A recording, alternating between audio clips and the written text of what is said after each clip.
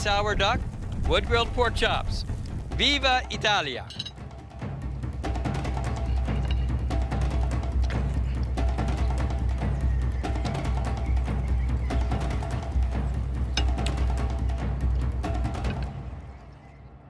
We have 4 bowls that we're gonna pick up, 5 bowls.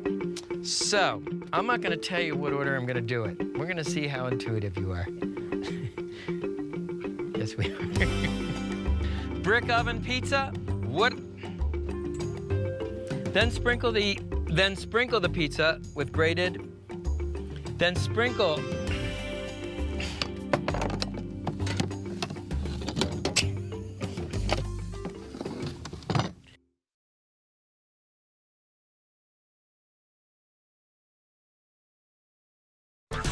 Martha's Vineyard lobster, grilled over wood like we do it at home.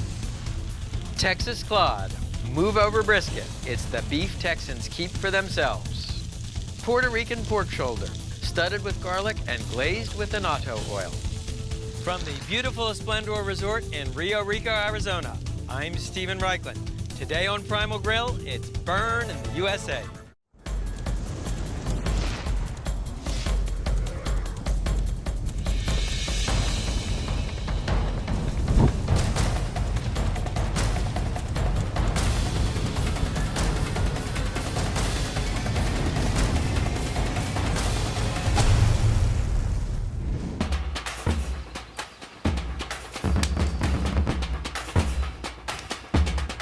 Allow me a bit of chauvinism. People grill all over Planet Barbecue, but nobody does it better than we do here in America. That's because we have 2 distinct grilling traditions: the high heat method known as direct grilling and the low, slow, smoky, indirect method known as true barbecue. So with a tip of the hat to the boss, today we're going to burn in the USA. So let's get the sauce ingredients. Yeah, we need a basting brush. So, Stephen, let's do this. When I'm not traveling Planet Barbecue, I spend a lot of time in Martha's Vineyard. Of course, we grill, and the first thing we grill is seafood, even lobster. Especially lobster. The high, dry heat of the grill gives you a complex flavor you just can't get from boiling. Now, in the vineyard, we use live lobster.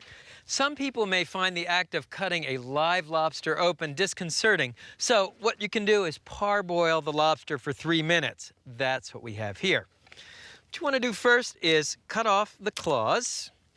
They cook longer than the lobster body, so we'll cook them separately. Next, using a large knife, you want to cut through the belly of the lobster. You cut to, but not through, the top shell, and you want to just butterfly the lobster open like this. And if you find the vein, you can just pull it out and discard it. So here's our lobster. This is a great trick for keeping grilled lobster moist. You want to collect the juices in a bowl, and I'll show you how to use them in a minute. Now, next step, a little melted butter. Brush the inside of the lobster. This green stuff is called the tamale. It's the lobster's liver, and New Englanders consider it a delicacy. Next, season the lobster with this beautiful coarse sea salt and cracked or freshly ground black pepper. We're going to grill the lobsters on a wood-burning grill. And what you do here, just raise the grate with this flywheel, and we're using pecan wood. Lay it on the coals. The beauty of grilling with wood is that wood gives you not only heat, but a smoke flavor. First, place the large lobster claws. Then the smaller claws. Then the lobster bodies, and these go cut side down. The idea here is you sear the meat for a couple of minutes, and then turn the lobsters over so they finish cooking in the shells. Then using the flywheel, lower the grate to expose the lobsters directly to the heat. Now, while the lobsters grill on one side, let me show you the sauce. It's very simple: melted butter, a couple of cloves of crushed garlic. We have finely chopped flat leaf parsley, chopped fresh tarragon, and chopped fresh chives. And we'll simply place the pot directly on the grill, cook these ingredients together to make a great simple sauce for the lobsters. Once the lobster claws are cooked on one side, just turn them over in the order in which you put them on the grate. Cooking time on the claws is about 4 minutes per side. Remember, every grill will have hot spots and cool spots, so if you want to get that butter sauce a little hotter, you can just move the pan to the back of the grill. And to make sure the lobster cooks evenly, you can just sort of move the logs around so you have an even heat under each lobster. Now, what I'm looking for here is that the cut part of the lobster will be browned. Don't forget to stir your sauce. Don't want it to brown. I just want the herbs to be fragrant and aromatic. Okay, and once this mixture is sizzling and the garlic has lost its rawness, just transfer your sauce to a trivet. When it comes to cooking lobster, most people think of boiling or steaming. And these are great ways to cook a lobster. But I love grilling, because I love especially grilling over wood, I love the kind of smoke flavors and dry heat searing that you get when you grill a lobster. For me, grilling actually brings out the intrinsic sweetness of a lobster. And at this point, do you want to swap out some lobsters? What I'm going to do now, remember these lobster juices we saved? They go back on top of the cooked part of the lobsters. Come to me a little bit on this, and go. Okay, so just turn the lobsters over. You can see the meat inside the tail is nicely browned. Then what you want to do with these reserved lobster juices is you can just pour a little over the lobster meat, and they'll cook thanks to the hot meat. Then you want to continue cooking the lobsters until the meat is all the way cooked through. I check the doneness by poking. It will feel firm to the touch. You can baste the lobsters with a little bit of your herb butter.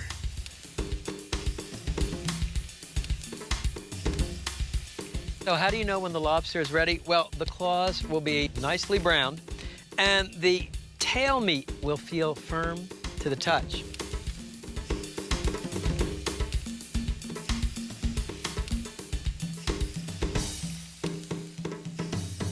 So let's see how we did. Take a claw and a lobster body.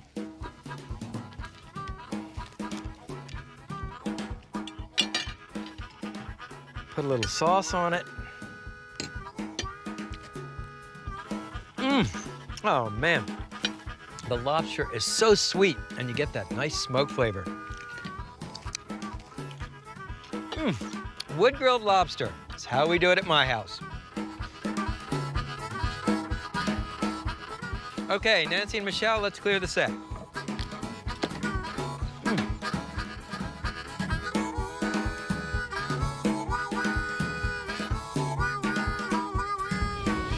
Everybody knows about pork shoulders. Well, beef shoulders, probably 4 times as big.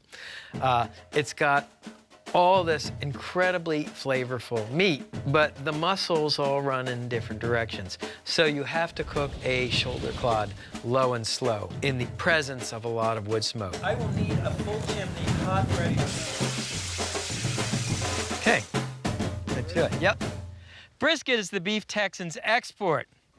Shoulder clod, beef shoulder, is the barbecue they keep for themselves.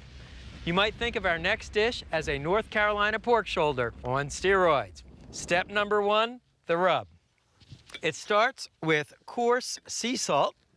To it, add cracked or freshly ground black pepper and cayenne pepper. And mix the ingredients. I like to use my fingers to break up any clumps. Blend the ingredients until mixed. A beef clod is a whole beef shoulder. It's 25 pounds of pure proteinaceous pleasure. What you want to do is sprinkle about half the rub on the meat side, and then you kind of massage it into the meat. That's why it's called a rub. Be sure and get the sides too. And then you want to turn the clod over. You see, I've left a good thick sheath of fat on top. That's very important because the clod will cook for about 12 hours, and as it cooks, the fat will melt, basting the meat. Besides, fat is where the flavor is. Now, clod is not the sort of cut of meat you'll find at your local supermarket. Make friends with your butcher and order it specially from him.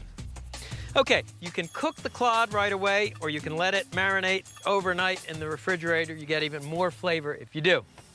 There are a couple of options for cooking the clod. The traditional device in Texas would be an offset barrel smoker. It's made out of oil pipe, and it's called an offset smoker because it has a firebox that is slightly offset from the main smoke chamber. Build a good bed of charcoal. Your heat will come from charcoal. The smoke will come from either soaked wood chunks.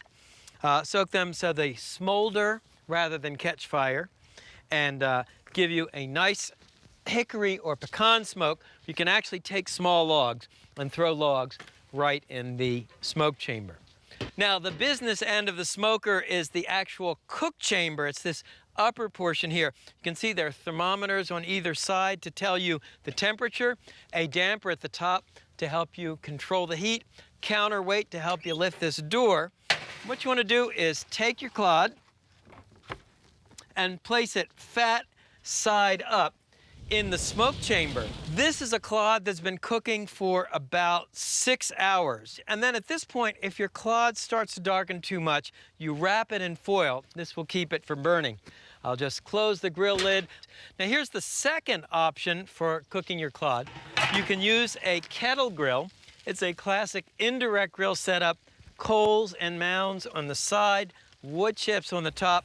So this clod has been on for about 12 hours, and you can see it's so tender, the meat is actually falling apart.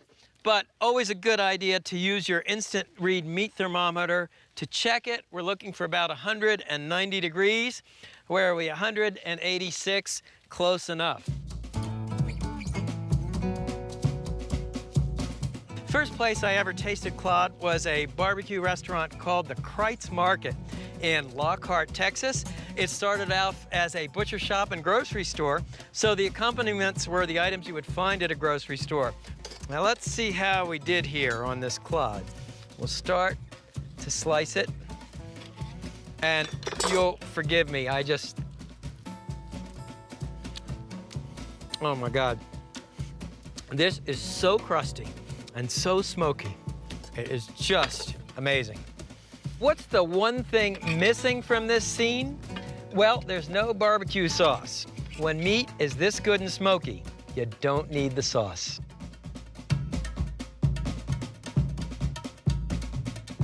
I'll take a slice of white bread, a little cheese,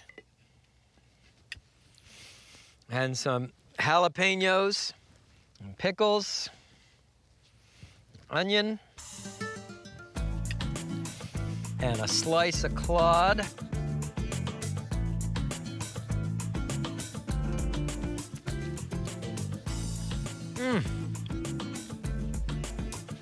It's just all about the beef and the smoke.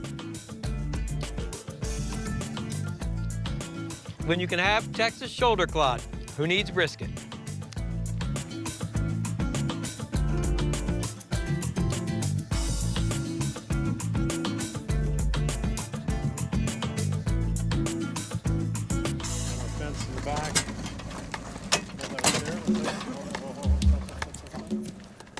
If America is a nation of barbecue fanatics, we owe it to the Caribbean. After all, it was there that the Taino Indians developed barbacoa. Our last dish pays homage to the Caribbean-American connection.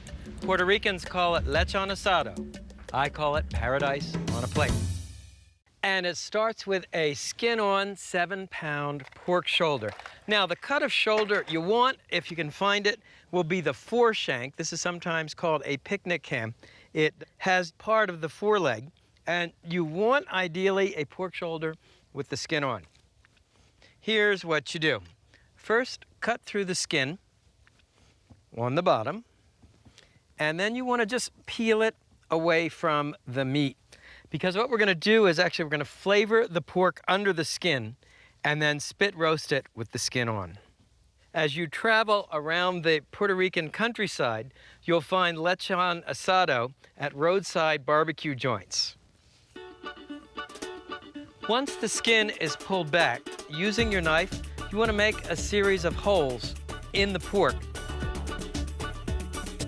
Then in half the holes, you want to insert slivers of garlic. And in the other half the holes, you want to insert sprigs of fresh oregano. Next, the rub. The rub is a variation on what Puerto Ricans call sazon. It starts with salt, dried oregano, garlic powder, black pepper, and dried sage. Mix the ingredients for the rub with your fingers and use it to season the pork on all sides. Now, pull the skin back over the pork, and the way you secure it in place is either to pin it with bamboo skewers or tie it with butcher string. So what I'm going to do here is make a series of slits in the pork skin. And I've rigged up a sort of trussing needle with a flat bamboo skewer with a hole in the bottom. And this will help me thread the butcher string through the pork rind. You want to tie it off.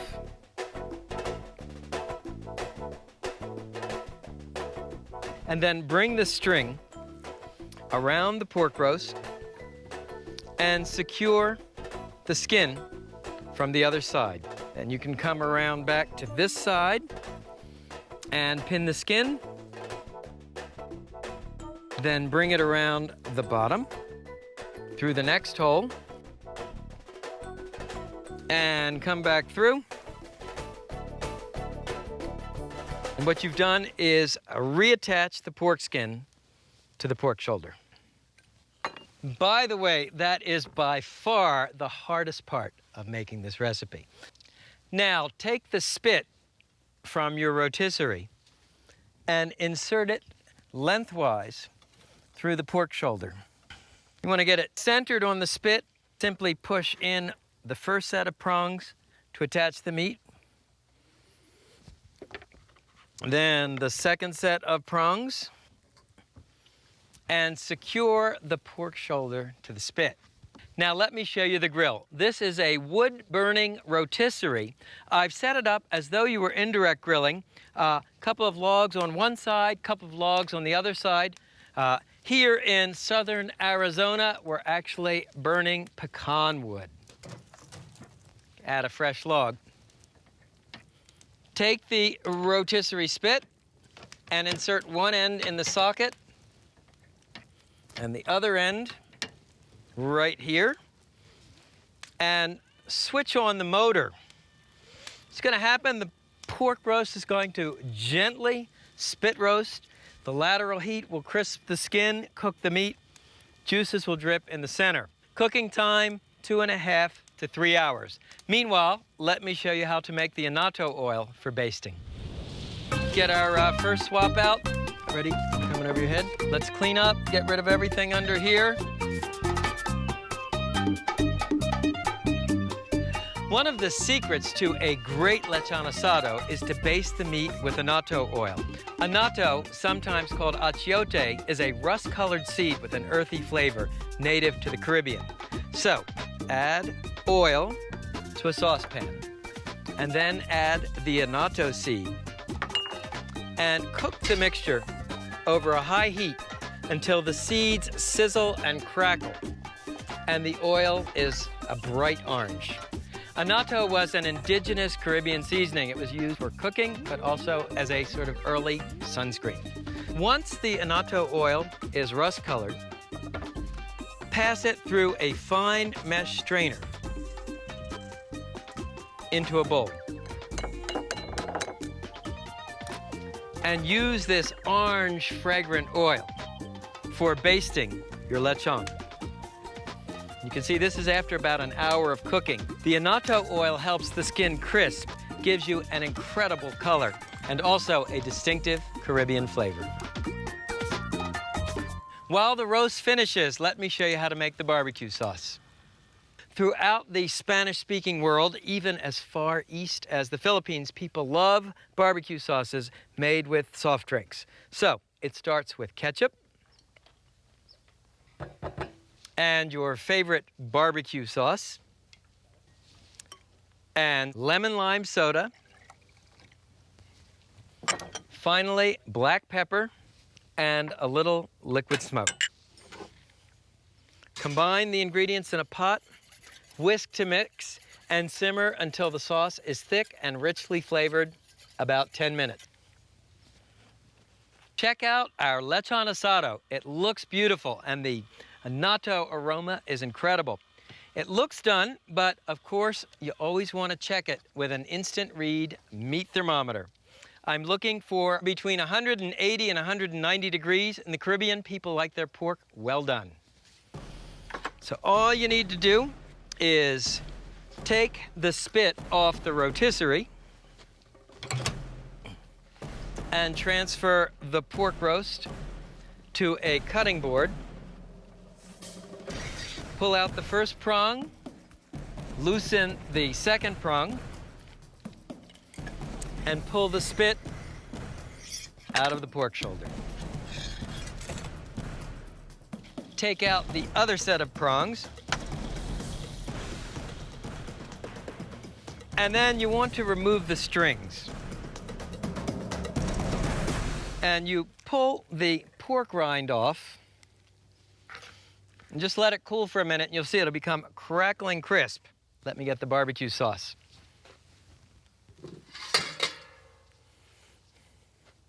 So here is our lemon lime soda barbecue sauce. And let me carve the pork. The knife glides through the meat like butter.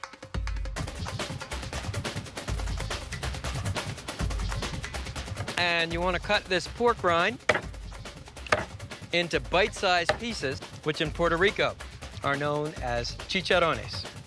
So let's see how we did. A slice of pork, a slice of the rind, a spoonful of our barbecue sauce,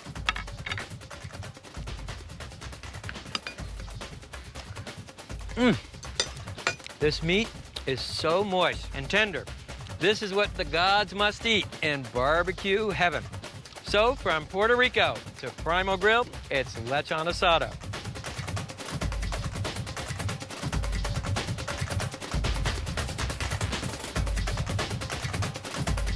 So that brings today's show to a close. Martha's Vineyard grilled lobster, Texas cod, and lechon asado with lemon lime barbecue sauce. It's burned in the USA. AJ, it is absolutely brilliant. Dig in and try it. Now, let me show you if America is a nation of barbecue fanatics, we owe it to the... So what's the deal with the lemon lime soda? Well, first of all, people make Allow me a bit of chauvinism, especially lobster. Got my next line. Puerto Ricans call it...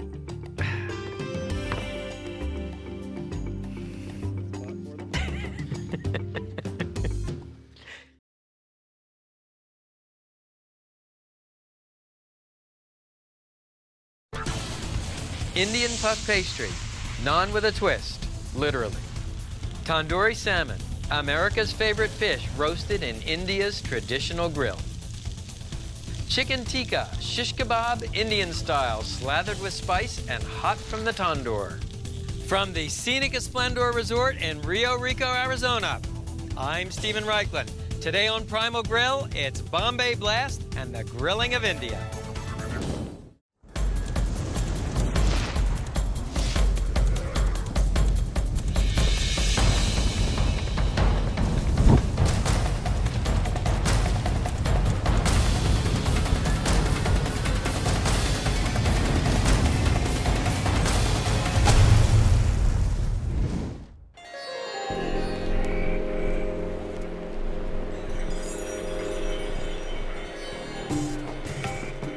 If you've ever dined at an Indian restaurant, you've probably tasted tandoori chicken. Well, the ancient techniques of complex marinating and high heat vertical roasting also work great for seafood. Up next, America's favorite fish meets traditional Indian barbecue. I give you tandoori salmon. Tandoori secret number 1, the aromatic wash. Start with finely chopped garlic and chopped fresh ginger, and puree them together in a food processor. Next, add cold water, process to mix,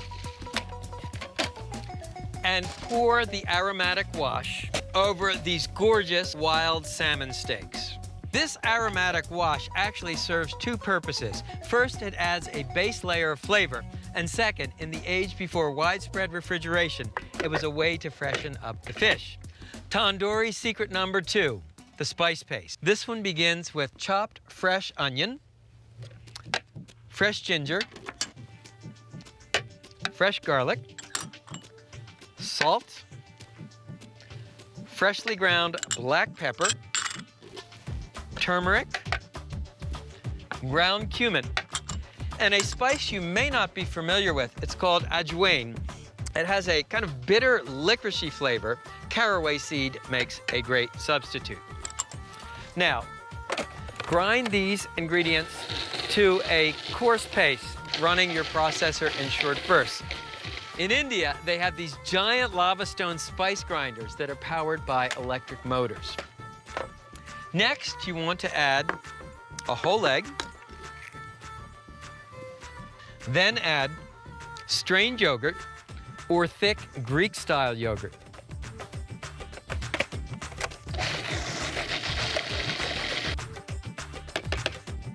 One final ingredient, chickpea flour, known in India as besan. Chickpea flour is made from ground chickpeas or garbanzo beans. It has a earthy flavor, and it helps thicken up the marinade so that it will cook into a savory crust. Spread about 1/3 of the spice paste on the bottom of a non-reactive baking dish. Then fish your salmon steaks out of the aromatic wash and arrange them on top of the spice paste.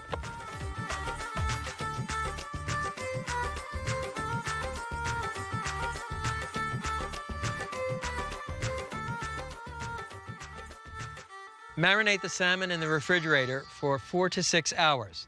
Meanwhile, let me show you the tandoor. It's the newest addition to the Primal Grill collection, and I am absolutely thrilled to have it. Inside the stainless steel casing is a tall ceramic urn. The walls are about 2 inches thick. There's a vent at the bottom. And due to the unique shape of the tandoor, the way the walls come up and then sort of close in a narrowish opening at the top, this baby will generate and hold a tremendous amount of heat. We're actually cooking at 700 to 800 degrees. This is a sort of a half Mississippi fire inside. One of the things that makes tandoori so unique is that you grill vertically, not horizontally. And you cook the fish on this long, slender metal spit. So what you want to do is take a piece of fish and pierce it on the diagonal.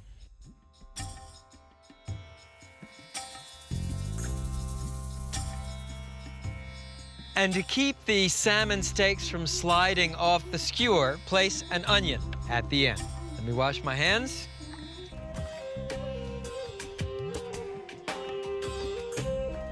Take the skewer with the tandoori salmon and insert the entire skewer in the tandoor. The bottom of the skewer rests on the bottom. Cooking time is really fast, somewhere between 5 and 8 minutes. The tandoor is an unbelievably efficient live fire cooking device. It cooks not only with the direct heat from the charcoal, but with the radiant heat from the thick ceramic walls.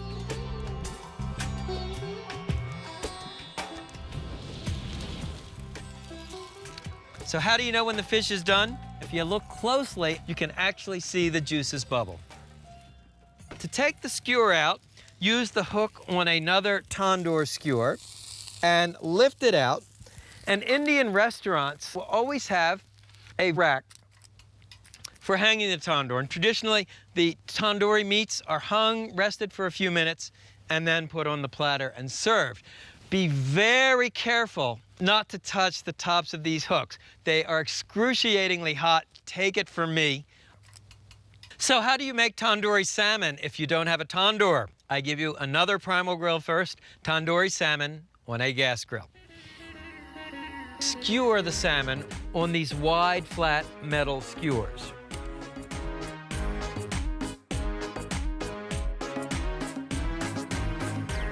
In North America, most of our grilling is done on grills with grill grates, but if you cook tandoori salmon this way, the chickpea flour coating would stick to the grill grate.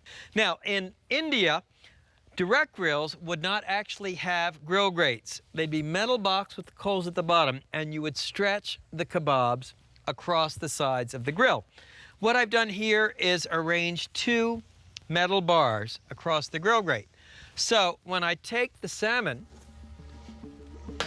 and I put it on the grill, the fish is actually suspended above the grate. That way the chickpea flour spice paste cooks without sticking to the grill grate. Close the grill. Cooking time here, about 6 to 8 minutes per side.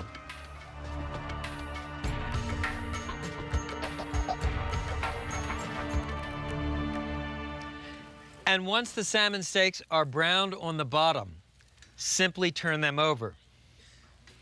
And you can see the beauty of using these flat skewers is that it holds the salmon steaks stable. So we've got another 4 to 6 minutes of cooking. Meanwhile, let's plate up our tandoori salmon. And one final touch, Indians baste tandoori with melted butter just before serving.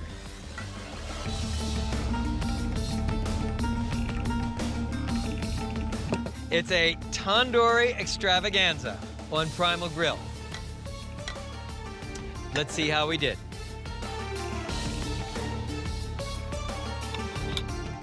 First of all, it's really gorgeous. And if you look, you can see that chickpea flour marinade cooked to a hard crust.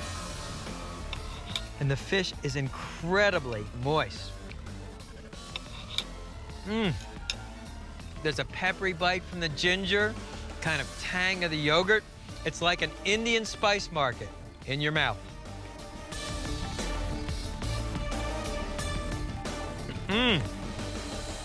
What I especially love about non-Indian flatbread is its spontaneity and its theatrics. A typical Indian bakery is an open-air stall with a guy kneeling on a concrete or stone platform. You order naan, he takes a ball of dough, rolls it out, slaps it on the walls, and pulls it out a couple of minutes or even seconds later. It's not bread that's meant to be stored on a bakery shelf or brought home.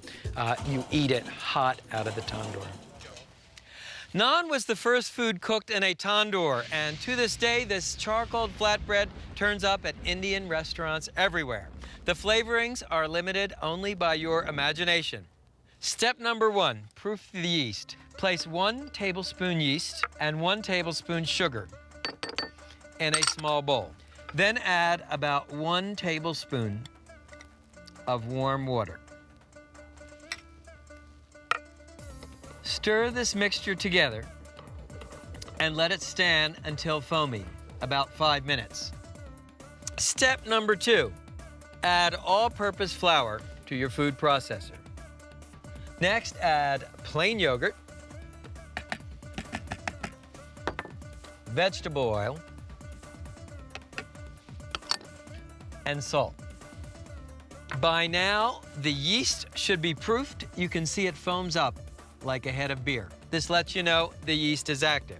So add the yeast to the processor bowl, followed by approximately 1.5 cups of water. Run the processor until the ingredients come together into a soft, pliable dough.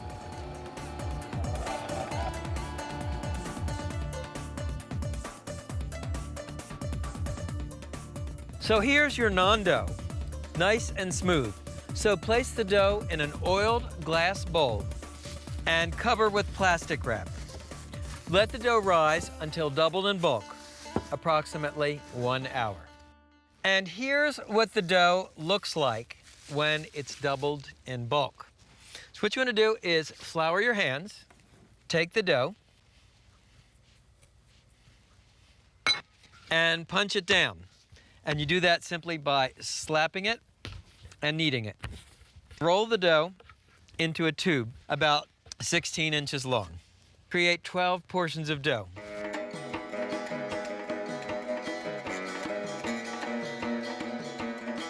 Then roll each lump of dough into a smooth ball and place it on a baking sheet.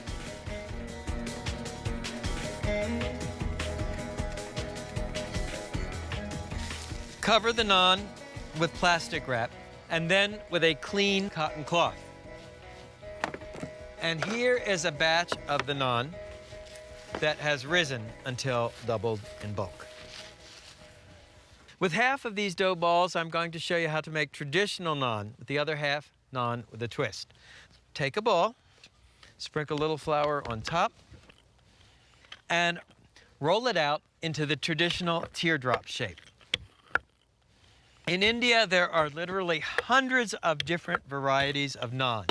Naan crusted with pumpkin seeds, naan crusted with sesame seeds, some crusted with poppy seeds or onion seeds, others stuffed with almonds or ground lamb. You want to try and use as little flour as possible, because adding too much flour will make the naan doughy. Now for the naan with the twist. They're called lakna paratha. You could think of them as Indian puff pastry. Start by rolling out one of the dough balls about 8 inches across. Now brush off the excess flour and lightly brush the top of the lakna paratha with melted butter or vegetable oil. Then pleat the dough accordion style and roll it up almost like you would to make Danish pastry. Take the resulting roll, pat it down, and roll it out again.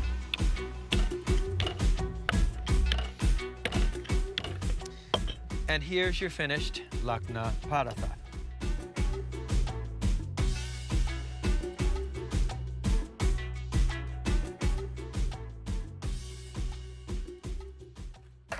So here's our tandoor. The coals are still hot. To apply the naan to the walls of the tandoor, you use a pillow-like device called a gadi. An Indian grill master would do this with his bare hands. Westerners, you might want to put a protective glove on first.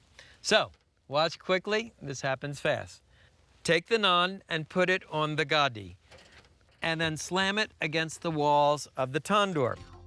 Almost instantly, the bread will start to blister and puff. Use the flat blade to dislodge the naan and the hook to catch it.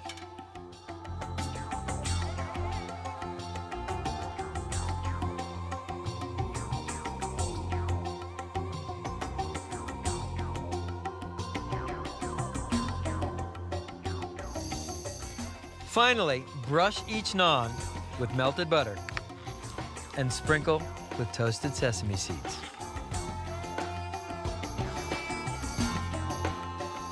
Now the Lakna paratha.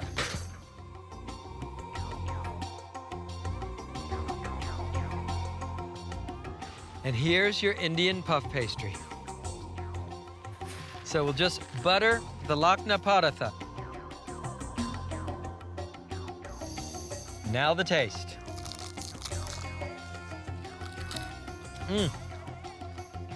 Wow. It is sweet, it is smoky.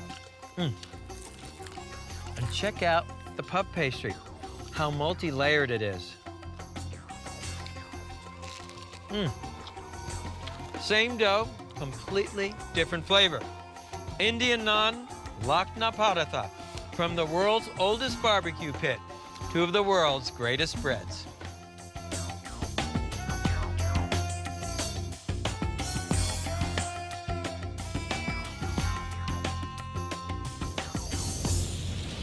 "400 years ago, Persian princes settled in what is now northern India, bringing with them great artists, great architects, and yes, great grill masters.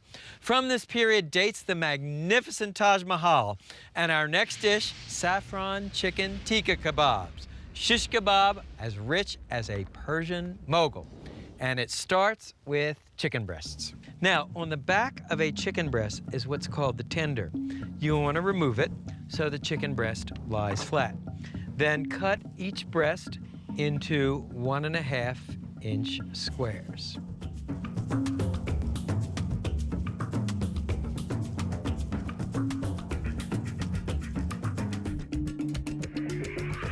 This chicken also uses a two-step marinating process. The first step is to make an aromatic wash. It starts with finely chopped garlic, chopped fresh ginger, freshly squeezed lemon juice, and water.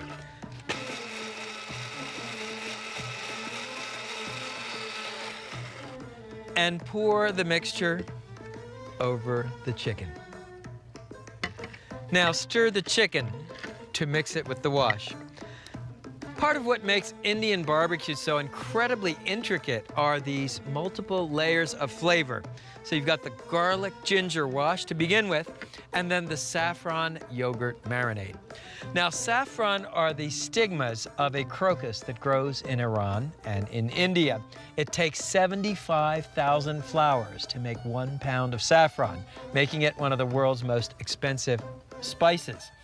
What you do is pour about a tablespoon of warm water on the saffron and let it infuse in the water. Meanwhile, we'll add our salt, pepper, cardamom, a sweet spice from India, and mace, a membrane that covers the nutmeg. So mace has a very similar flavor to nutmeg, but it's a little bit more spicy and pungent.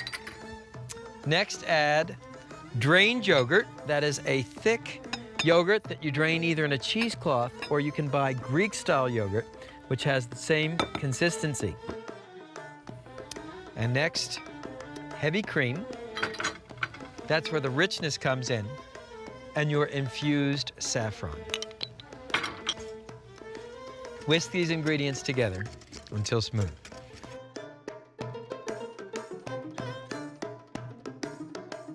What you do next is drain the ginger garlic wash using a pot lid or a tandoor lid to keep the chicken in the bowl. Then pour the saffron cream marinade over the chicken. There is nothing like the aroma of saffron.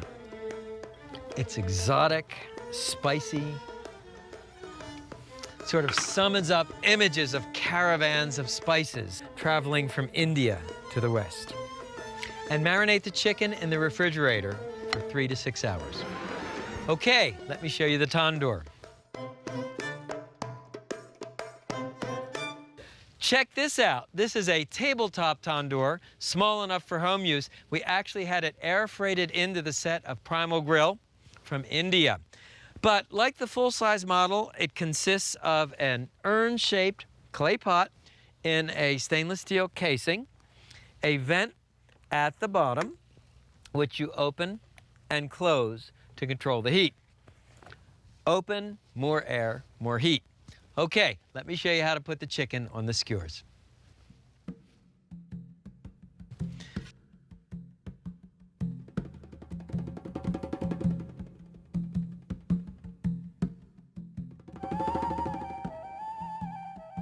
I'm going to skewer some chicken pieces on flat skewers. I'll show you why in a minute.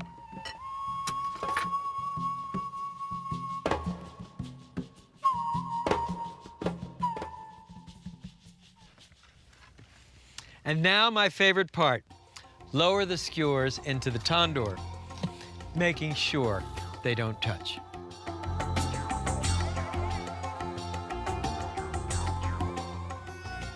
And if you don't own a tandoor, well, we have another solution. You can grill the chicken tikka on a hibachi. I filled the hibachi with natural lump charcoal. Range the chicken you put on the flat skewers directly on the hibachi. Cooking time is quick, 2 to 3 minutes per side, 8 to 12 minutes in all. Let me go check the chicken in the tandoor. And the chicken tikka is cooking beautifully.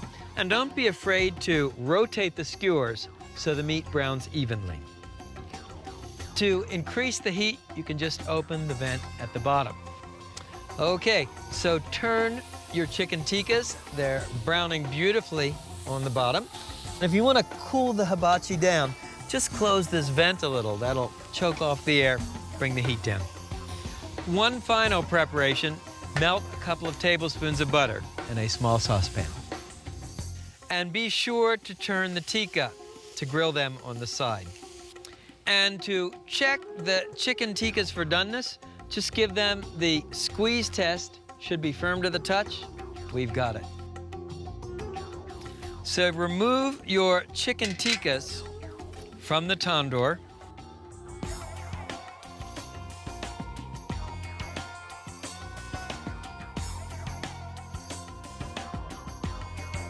And last of all, take your melted butter and baste the chicken tikka. And this butter gives the kebabs a great flavor and a nice sheen. Take a look how tender the chicken is. You can actually cut it with the side of the fork. That's thanks to the yogurt, which has a tenderizing effect on the chicken. Man, you get such interesting spice flavors. The fragrance of the saffron, the sweetness of the mace and cardamom, it's really different. That heat has such a blast furnace intensity, gives you a really nice crust. Tandoori salmon, Indian flatbreads, and saffron chicken tikka kebabs. See you next time. Urn-shaped ceramic cooker, and brush the top of the dough. The melted butter is frozen solid. That way you get to cook this chickpea scour. That way the chickpea flour, that way the spice paste, that way the chickpea flour spice paste cooks without sticking to the grill grate. Something very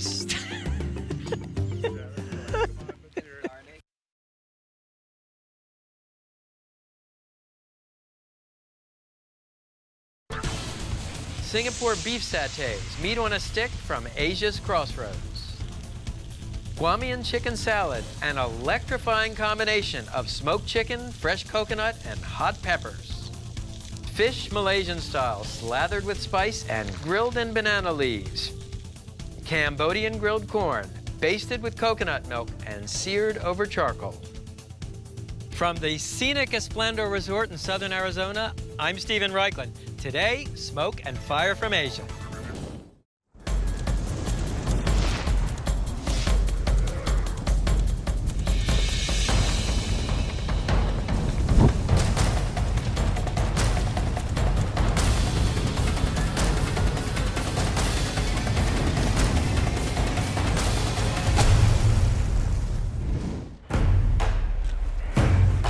Slice it so it looks like that. If I had to pick a single favorite region for grilling, it would be Asia. I love the blast furnace flavors. I love the way that Asian barbecue culture spills out onto the streets. Today, we're grilling from Asia's crossroads.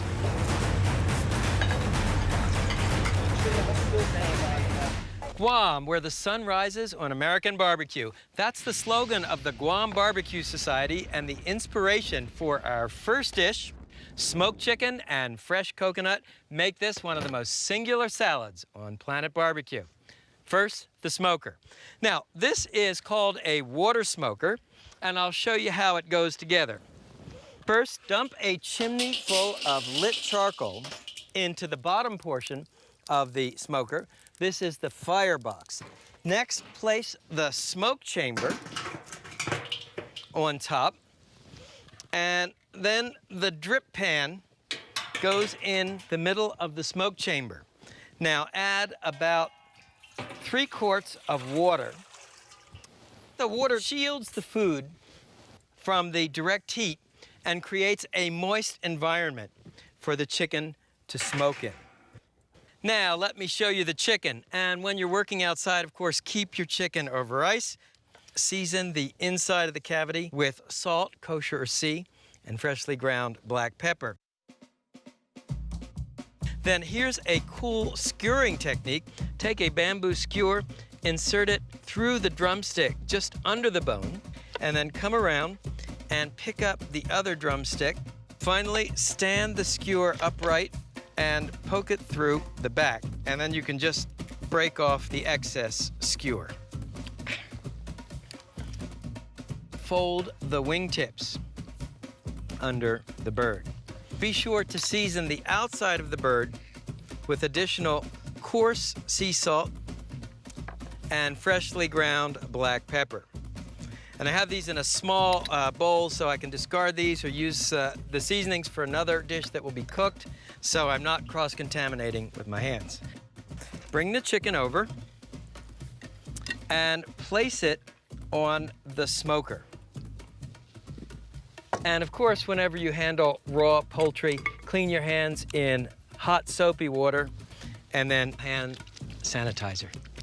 To finish smoking the chicken, open the door in front of the smoker and insert a couple of soaked hardwood chunks.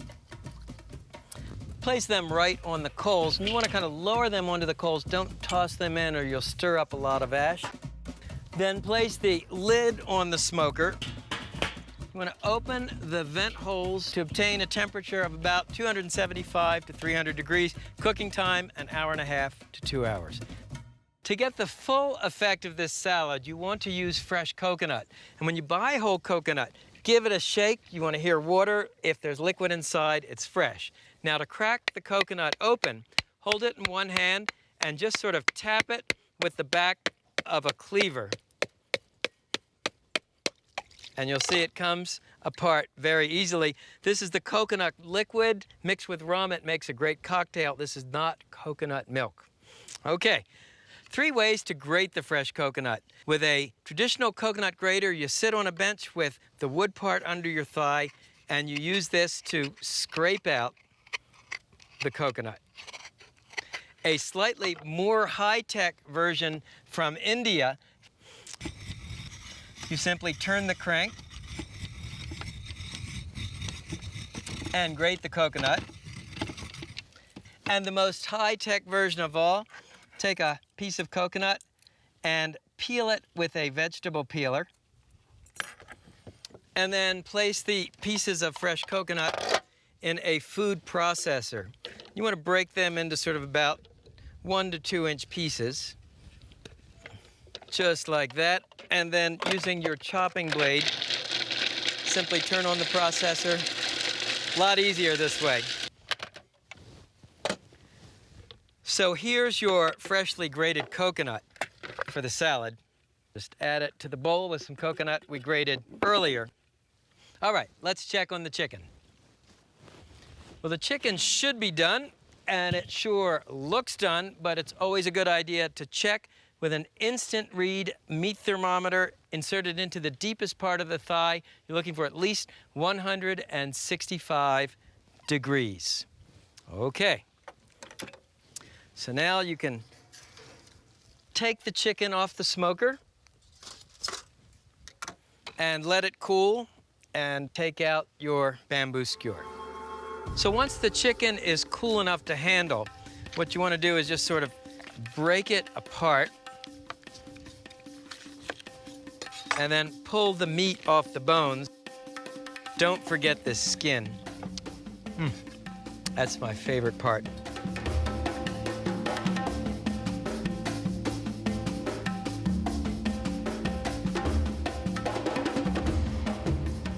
Now all I have to do is add the freshly grated coconut. We can mix this in. And then thinly sliced fiery red chilies, finely sliced green onions. One thing I love about this salad, it's really colorful. Freshly squeezed lime juice, salt, different salt than you use for seasoning the raw chicken, and freshly ground black pepper.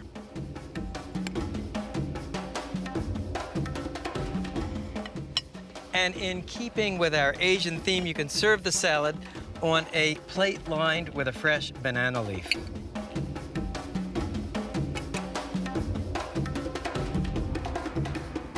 A squeeze of fresh lime juice and a red chili to let them know you mean it.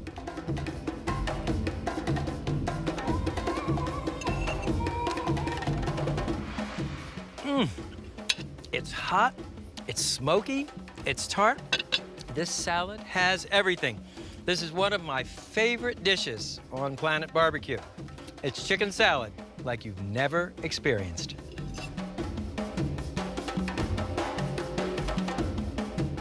Thank you, everybody. Okay, let's clean it up. That's pretty good.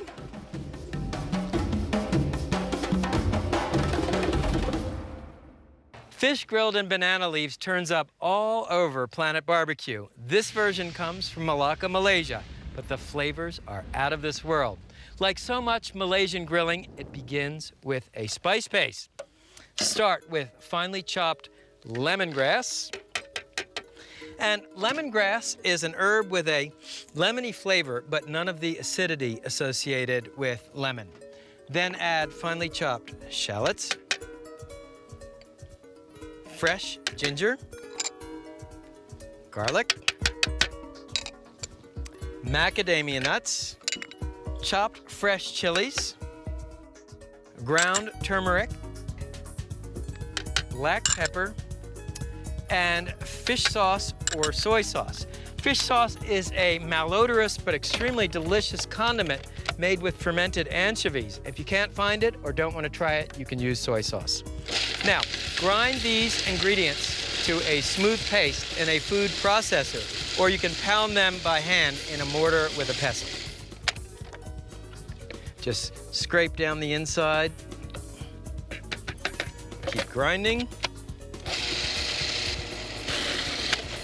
And this combination of lemongrass, garlic, and chili, it's totally incredible.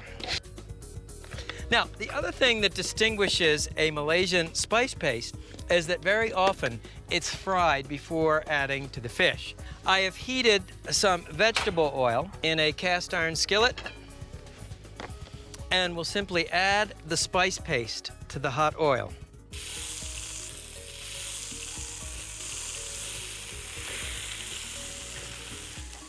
And it's nice to have a grill with a side burner for cooking the spice paste. Cooking time about 4 to 6 minutes. Here's a batch I made earlier. Okay, now this is a fresh banana leaf. You can find these at Asian markets. You can also order them by mail. And what you want to do is place a generous tablespoon of the spice paste in the center of the banana leaf. Then I'm using swordfish. In Southeast Asia, they often use grouper or skate. And you want to place another generous tablespoon of the spice paste on top. Then bring the bottom up, the top over, the right side in, then the left side in, To encase the fish in the banana leaf, it's a little like making a blintz. And secure the banana leaf with a bamboo skewer. So what if you can't find banana leaves? Well, you can use a high-tech banana leaf, a sheet of aluminum foil. So spread a generous tablespoon of the spice paste on the foil, then add the fish, then more spice paste on top of the fish. Once again, fold over the bottom, then the top, then bring in the two sides. And here's your fish packet, ready for grilling. Set the grill up for direct grilling. Preheated it screaming hot. This is one case where you don't need to brush and oil the grill grate because you're grilling in the banana leaves. Now all you need to do is take the fish and arrange the packets on the grill.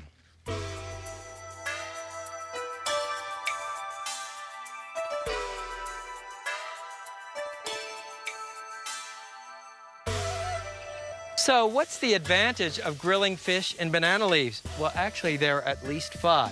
Number 1, the banana leaves seal in flavor and moisture. Number 2, as the banana leaves grill, you get this wonderful kind of herbaceous flavor from the leaf itself. Number 3, banana leaf prevents the fish from sticking. Number 4, it solves that age-old problem when you go to turn fish that's on the grill, it won't fall apart because it's wrapped in the leaves. And finally, the process looks cool as all get out. So cooking time is about 4 to 6 minutes per side. How do you tell when the fish is done? Well, what you want to do is insert a metal skewer into the side of the fish, leave it in for about 10 or 15 seconds, and then take it out, and it should feel hot to the touch. Need a couple minutes more, so to